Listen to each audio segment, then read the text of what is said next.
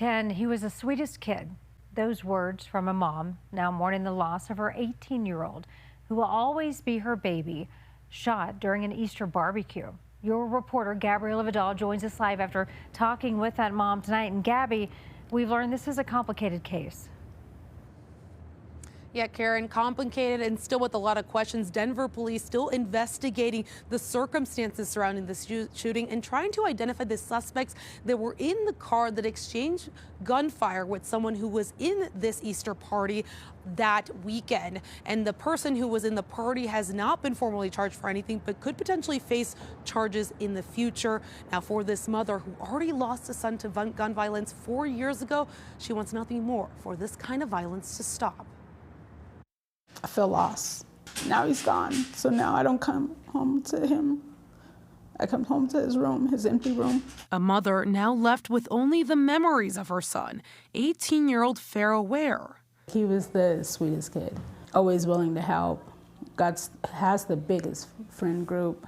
Everybody just, when he walked in the room, like he lit up the room. And lighting up the stage as an aspiring actor with college on the horizon. My son deserved to be here. He worked hard to graduate. Now he'll never turn his tassel. He was at an Easter barbecue with his dad and siblings when he was caught in the crossfire between suspects driving by and someone at the party. Pharaoh's aunt was killed, and he was rushed to the hospital. They had to break his ribs because he coded 4 times. And so they had to massage his heart to get it to start beating again. After multiple surgeries, Pharaoh was taken off life support the same night he was supposed to be going to his prom.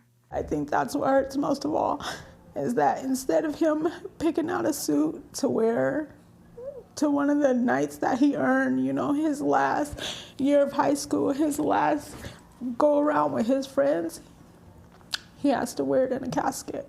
Now Pharaoh's family wants his death to be the call to end gun violence. You make these decisions that ruin people's lives, that take lives, that turn families upside down, and I feel like they should be held accountable to the fullest extent. In the wake of this tragedy, there will be a community meeting at the St. Charles Recreation Center on Thursday at 6 p.m. for anyone in the community who has questions or concerns in the wake of this. In Denver, Gabriela Vidal covering Call to First. All right, Gabby, thank you.